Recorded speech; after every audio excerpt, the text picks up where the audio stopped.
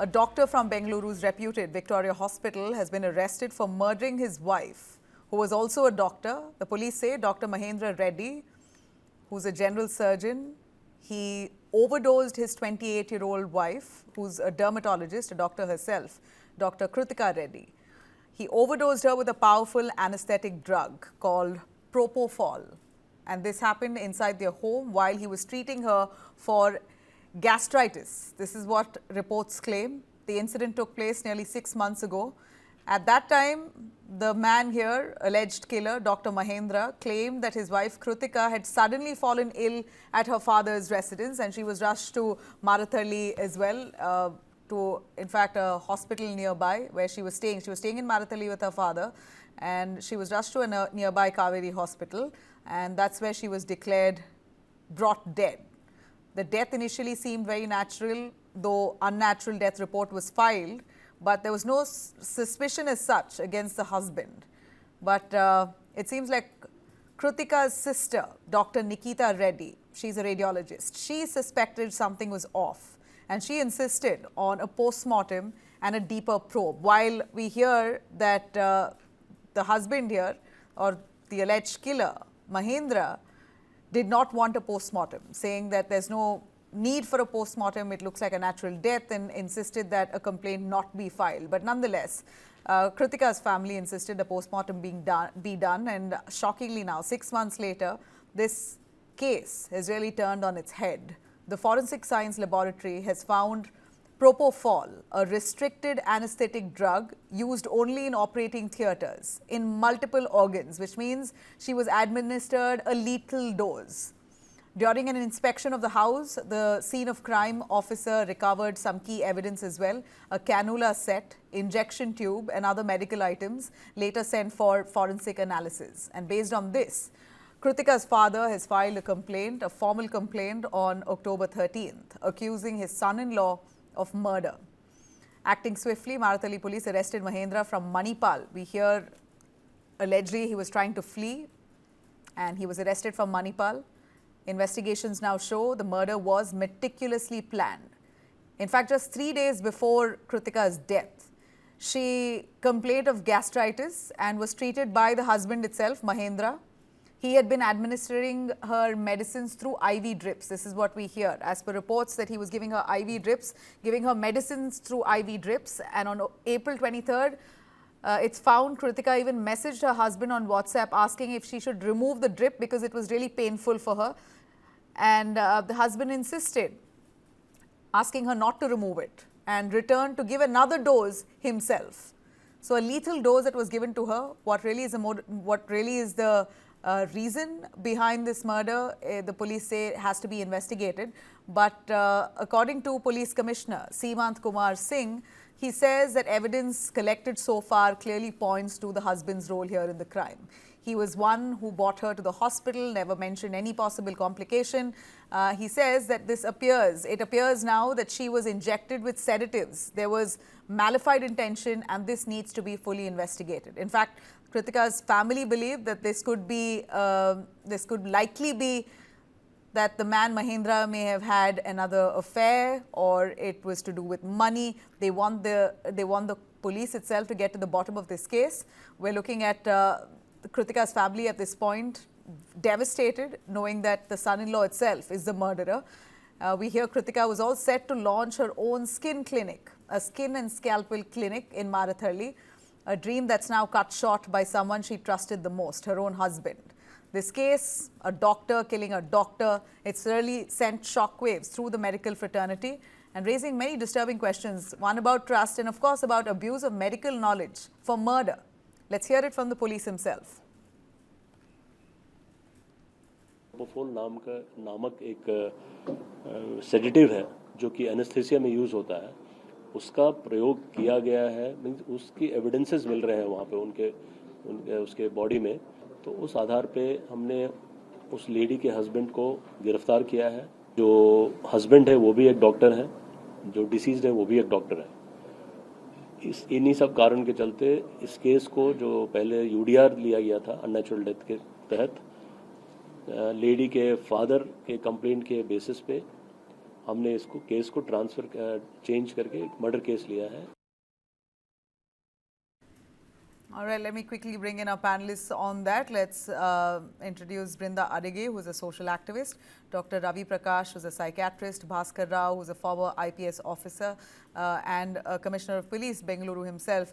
Thanks very much, all of you, for joining us. Brinda, just your take. You know, we've been seeing so many stories in the recent past on how wives are, you know, the ones turning on their husbands. How, you know, no comparing here, but look at the way this man has pulled off this crime.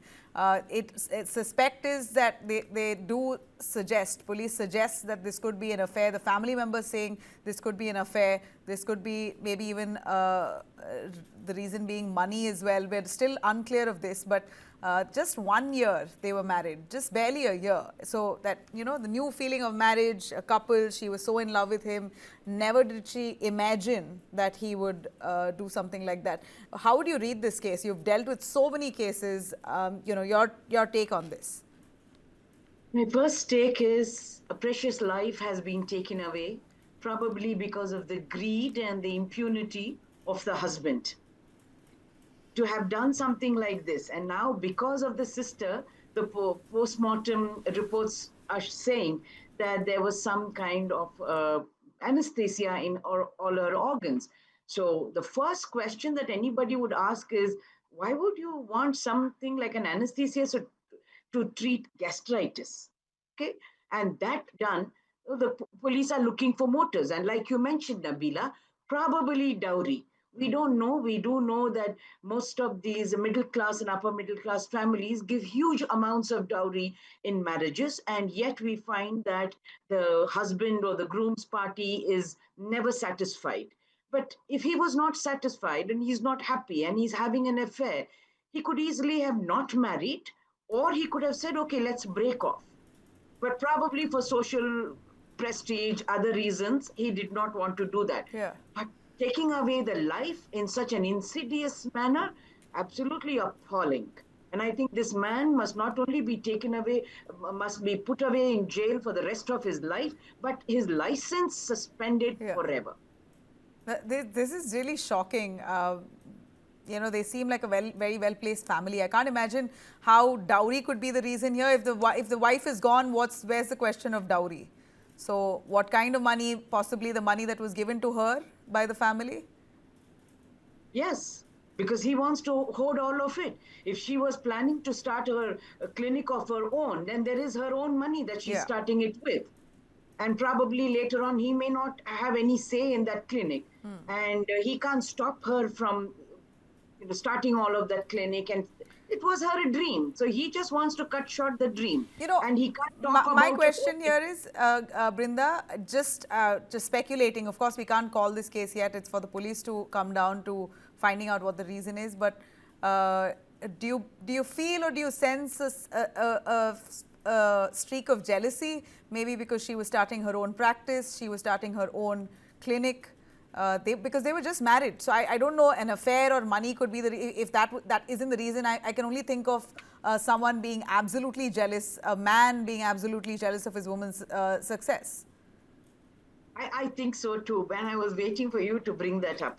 But yes, I think a lot of professional jealousy, where he probably may not be able to start a clinic of his own, or he's probably doing very well wherever he is, but he didn't want his wife to shine differently or separately. He wanted probably have her under his shadow at all times. And when she makes this decision, which probably her own family will be funding it and might have funded it also, and this guy had no say, like I said.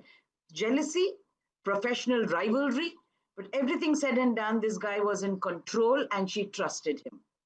And that is the question. Yeah. You can't trust your husband, and this man is a doctor. So can any other patient trust this man? You know, to bring in the doctor on the panel here, Dr. Ravi Prakash, on both levels, I'd like to ask you. First of all, Propofol, which is an anesthetic drug, could it be that Mahendra thought there's a way to treat gastritis with this? Maybe her pain will ease if he gives a certain amount of anesthesia. probably he was not a good enough doctor to realize that lethal doses could kill her. Do you sense any angle of innocence here on the husband? Thank you. Thank you for the question. Thank you for having me here. Yeah. It's very difficult to believe what you're implying, at least, that Yeah. he wanted to treat gastritis with a restricted molecule like propofol. First of all, it is illegal to use propofol just like that. It's highly restricted. Was there any prescription? What was the basis of him using propofol just like that? And even if he wanted to suppose ease the pain, intravenous administration of propofol without proper, whenever an anesthesia is done, it is not just given IV just like that. There is a monitoring process. Your respiratory rate, your cardiac rate, your the implied cause of death is respiratory depression here. So was the respiration being monitored? Was SpO2 being monitored properly? If not, then how is it any medical intervention at all? It's impossible to believe that a person just administered propofol with good intention without monitoring the cardiac and lungs activity, respiratory activity. According to me, it's very difficult to believe that. Okay, so that is the answer to your question. The dose, more or less, that is all secondary issue to be thought of. First thing is that why propofol was administered on gastritis. You can administer all that Rantac and all those IV injections for gastritis, but propofol, where is the questionable? According to me, it does not look like. It was not innocent. See, innocence and all that is for police to find out. I would say that it is definitely not for the purpose which is being cited here as the purpose. And she's also a doctor. That's also raises a lot of questions on how come she was completely oblivious to this. She's being treated of gastritis through IV drips. I don't know, something's just not sitting well. Either he's weaved a story to her. She's a dermatologist, therefore she's not able to understand possibly. There are two different streams of expertise. So maybe she fully trusted and had faith. But despite being a doctor, not being aware at all as to what's being given to you? Most probably she was not aware. That is what I can say. Any person being aware of propofol being administered, an anesthesia which is used for surgical processes, I don't think anyone will agree to that so easily. Most probably she did not know that it was propofol. So through IV, you're saying it can be injected into the IV drips? It can be mixed with the IV drips? With the medicine? That is the question of whether medicine was there or not, or was it purely propofol. With all the information that we have now, all we can say that propofol was found in the body in FSL investigations, and it was found in body, so it was administered. And it was being repeatedly said that through IV cannula it has been administered. Now, how, what, was there any additional medication? It's very difficult to answer all those questions now. But propofol as an individual agent being administered is definitely out of context. It's very difficult to accept that it was being administered for gastritis treatment. It's shocking here. If I could bring in Bhaskar Rao, who's also former police commissioner of Bengaluru. Mr. Rao, how did this case slip for 6 months as natural death? I mean, there was no suspicion raised. A healthy young 28-year-old lady who's a doctor herself is rushed to the hospital and then she dies suddenly. And then there was a case of unnatural death filed, but it took 6 months for the police to even crack into this. How? I mean, I would ask so many questions. Of course, the family of the girl has asked questions, but does it take 6 months for police to really uncover this? What do you think here? What do you suspect? See, definitely the murder most foul, as what we've seen, that a murder has been committed by someone whom you trust so much. Her own husband has committed over there. That what we see through the preliminary reports about the administration of the anesthetic drug there. We have come across a number of cases where within the first year of marriage itself, the marriage has fallen apart for different reasons, and spouses have either partnered with somebody else to get rid of their legally wedded partner over there. In this case, What we have seen is that in the preliminary round itself, in the preliminary investigation itself, the doctor husband has administered a chemical which was not meant for treating this particular disease. It was thanks to the sister-in-law's intervention that post-mortem was sought for. Otherwise, it was told that he was all along saying that the post-mortem itself should not be carried out. And we have come across a number of cases where spouses have killed each other, and there may be acrimony, anger, maladjustment, etc. But killing is not the answer. So many of them are in prison in Parappan Agrara jail. Either husband has killed or wife has killed. But that is definitely not a solution. Only legal separation is a solution over there. But they don't seem to understand.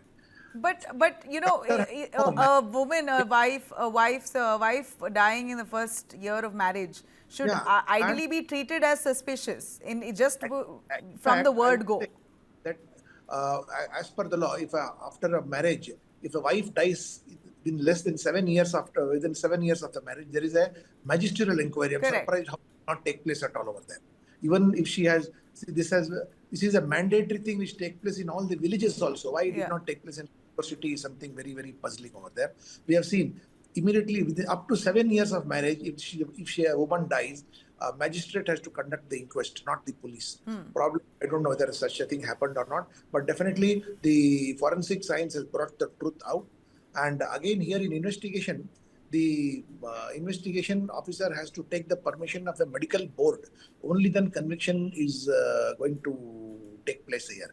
All kinds of demands will be made to see that he was trying to administer medicine, it was a medical treatment, etc. So the investigation has to be so professional that it should look as if it was a murder, not treatment.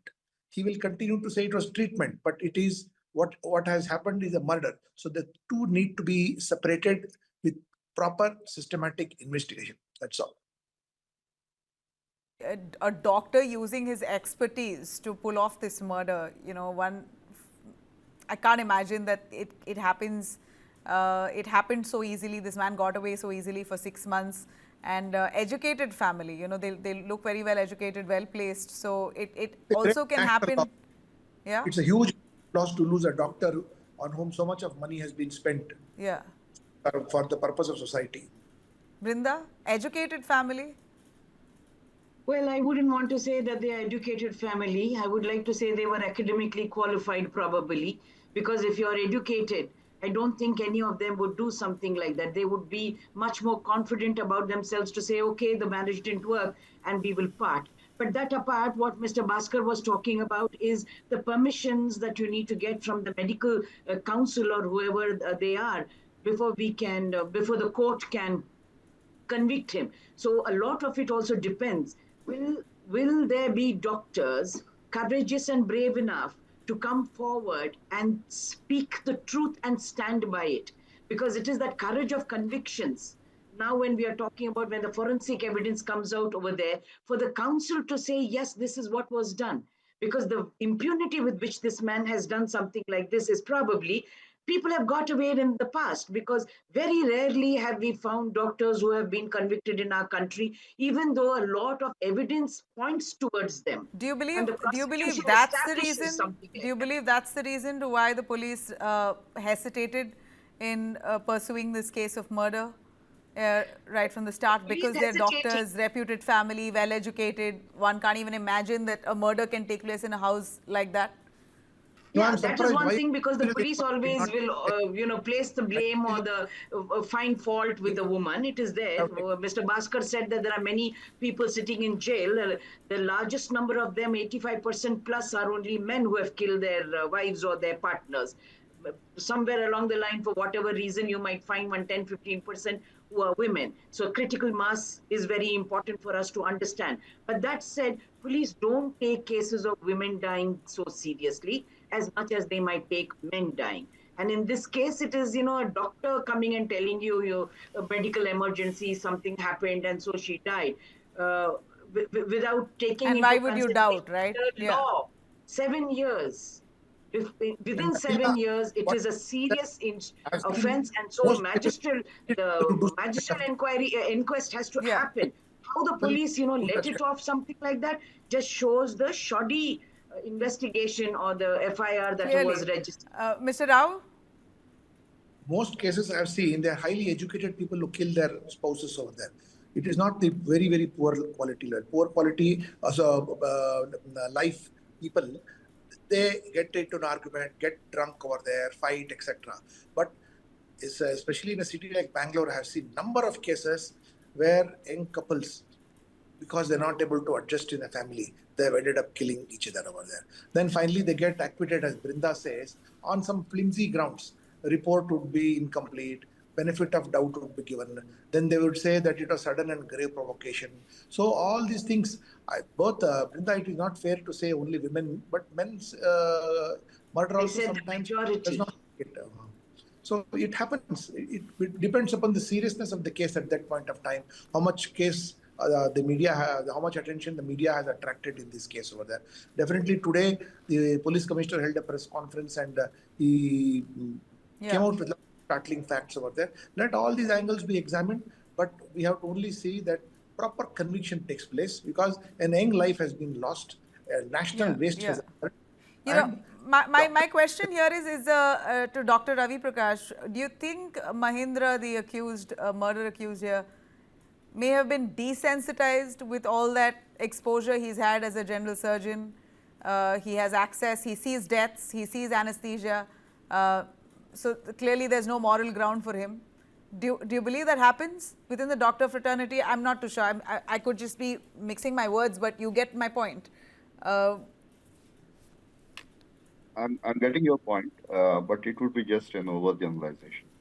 See, Indian doctors are very, very humanitarian people. Okay, most of them. One, two cases here and there when we get like that. And let me tell you, it's not about the profession per se. Although people would want to think that doctors, surgeons, they will have this tendency to, get desensitized by someone's death, but that is different. That is called isolation, where you have to look at a patient very objectively so that you don't miss even a small finding in the operation theater. You have to get rid of the emotional component there, only in that part. But before that and after that, there is, no doubt that the doctor's professions right now are the most humanitarian people that exist now. Coming to why it happened, see, there are only three variables. All the variables combined together. In my last interview also with TV9, I told that there are three variables. When they combine together, people can go to any extent to, harm someone. One is the intention to harm, intention to end the relationship in marriage in this particular thing. In other cases, it would be intention to harm someone, but here it is to end a particular relationship, not to maybe just end someone's life. To a relationship, that is the first reason. Second is the personality of the person. Personality means the traits that a person has. He may have antisocial personality, he may have narcissistic personality, and that is sprinkled everywhere. It's not only in medical profession, everywhere. There will be antisocial people.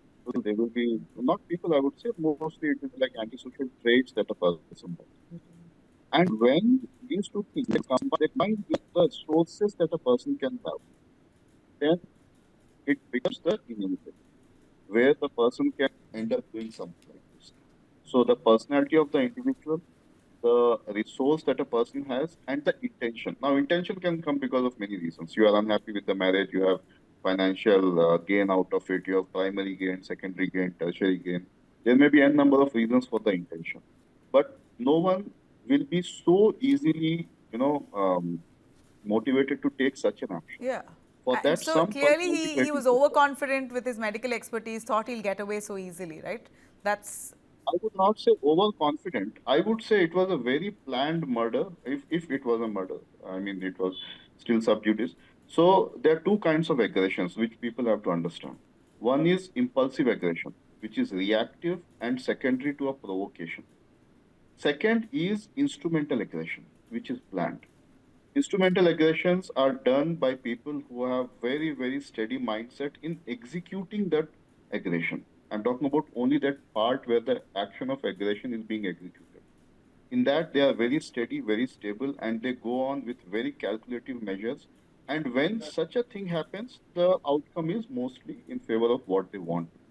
Impulsive aggressions, most of the time, they fail. As Sir was saying, after taking alcohol intoxication, after getting angry over something, you end up becoming physically violent, but they mostly, end up in not so severe harmful consequences. But when it is an instrumental aggression, the outcome is something like this. And here it looks like that because there was a planning. Multiple times he has administered. Yeah. It cannot be just one, instance where he administered and there was nothing, no outcome. So he just left it like that. So Yeah. it was a multiple administration. So it looks like, something was cooking up in his mind for some time. And there's one more thing to be understood that it was only a 6 to 8, I think 8 months of marriage. Yeah. And most of the marriages will know, the partners will know whether this marriage is going to survive or not within first 1 year.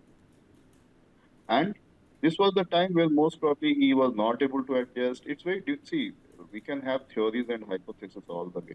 But But right from the now, looks of it, clearly the lady was very happy with her new clinic being opened up. She was just working towards opening up her own practice. So I she would not had a feel, I would not focus or a be, goal. I would not be so sure about it. See, happiness is a very subjective experience. Looking happy and being happy are two different things. And this is what I tell to most of my doctor colleagues also. You get married just because your partner is a doctor, the person is good looking, he has a social status. But is there a compatibility or not? That is most important thing to be understood in long term, timeline. So the person may be happy at some level, but I would not agree that this was a very happy marriage. All If right. really the outcome was this, killing of the spouse. This And is, as per the news, if you look at the other news, some of them have been telling that there have been fights also. This is what I wrote in my book also, that the most clear red flags will be missed by people in marriage. Because marriage is a grand celebration in India. It is not just going and taking someone's hand in your hand and looking at the moon and singing songs. It's a grand celebration where it is a yeah, but question of thinking I'm just so saying that deeply. it's so new. Ideally, this is the honeymoon phase. In this period, Yeah, if he's yeah. planned to kill her, what could really be the motive? We're really hoping for the police to get to the bottom of it and find out the motive. We're really keen on knowing. It's a tragic loss. A doctor who was killed I'll by tell her you own the husband. common motives which have been found in researches, if you can give me some time. The commonest motives will be something like infidelity, financial gain out of it, or the intense anger being built up over the course of time, or familial interferences. These are the 4, 5 common motives which also researchers Right. also. And just to add to So this, these are the common right, sir. motives. We just have I'm a to clear little this short on story. time. As I end here, I will say that the man Mahendra's family, like in his own brother, we hear already had a case of cheating against him. So it seems like the family had some kind of criminal record. So going ahead with murder, he did not hesitate. Must be running in the DNA of the family, considering that there's, I'm sorry to say this, but this is a fact, Brinda, I know. It may sound wrong, but the fact is that both his brothers have been booked under case of cheating and threat and whatnot. So, and that case was ongoing. And we hear the family kept those details away from Kruthika's family as well. So, it seems like there's a lot going on within the family of Mahendra, Dr. Mahendra, but hope the police gets to the bottom of this. Thank you very much, both of you, for joining us on that, and Mr. Bhaskar Rao. All right, a quick break. We'll be right back on Delhi allowing firecrackers around Diwali while air pollution has now peaked yet again.